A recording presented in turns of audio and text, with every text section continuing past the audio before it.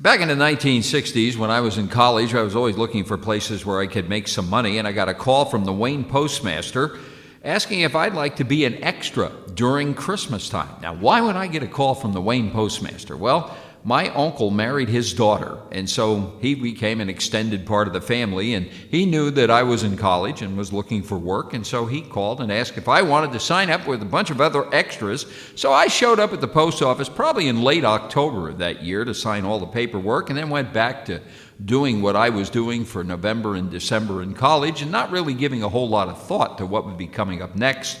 And then the day came, about a week before Christmas, when the mail peaked, when I was called to show up at the post office. And I was really kind of excited about this, thinking of the things that I might be involved in, possibly driving around with a mailman, emptying mailboxes or delivering packages and doing things of that sort, maybe helping somebody at the counter at the post office. Well, that was not to be the case. Only real mailmen got to do that. The extras, well, we were in a rented space off Dye Road, off Parish Drive, in the American Bible Society warehouse, where we would be working in this warehouse environment doing something that is really menial in description. We were doing something called facing mail. Now, facing mail is probably not done anymore in the post office, but we would take a stack of mail that would be dumped on this government-issued table, big table, and we would have to sort envelopes by size and make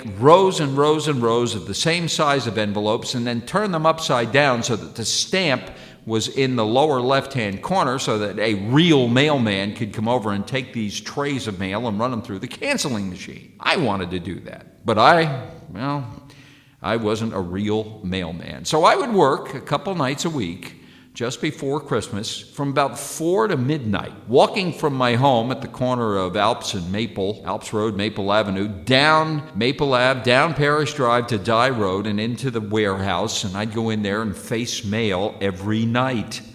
And you'd get letters that would have little notes on them, deliver the letter, the sooner the better. Some of them were drenched in perfume. All that kind of stuff was coming through. Yeah, people actually did do that stuff, and I would be facing mail. And it was really boring work, I have to tell you.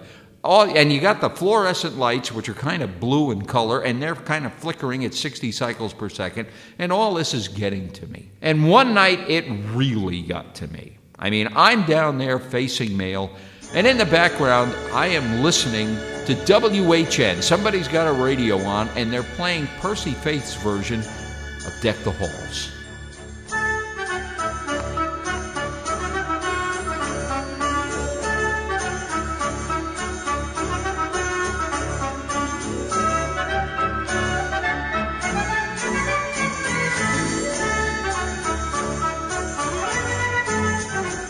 This song always brings me back, every time I hear it, to that warehouse on Dye Road and what was to take place next. Here I am facing mail and thinking that I'm getting ahead of the game. My table was pretty much empty, but I'm starting to get dizzy, starting to feel funny about what is going on. Things aren't working out well, and I thought, well, maybe I can get a break here. And just as I got my table clean, some real mailmen came in with more and more sacks and dumped more and more letters right in front of me.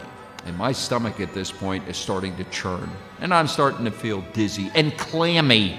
And you know what that means. So I faced a couple more letters and drifted away off to the restroom. And I was in there dealing with my stomach. And, well, let's put it this way. The upset stomach won out on that one, and it relieved itself of whatever was down there. So I cleaned up a little bit, went back to the table, faced more mail. That night went home. Next morning my mother's there. Well, how was work? Well, what are you going to say? I got stuff done. That's the way I handled it. Within a few days, the mail load dropped off and the extras were let go.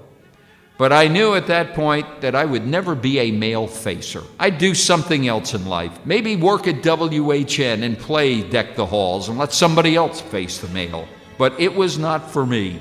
But that job was good, and it paid well, and it contributed to my college tuition, which in a state school back then was about $500 a semester. So it helped me out there. And then I went on as the male facing ended, as the male rush subsided, and went back to enjoying the Christmas holiday season in a more pleasant way. Another one of those stories from good old Wayne, New Jersey in the 60s.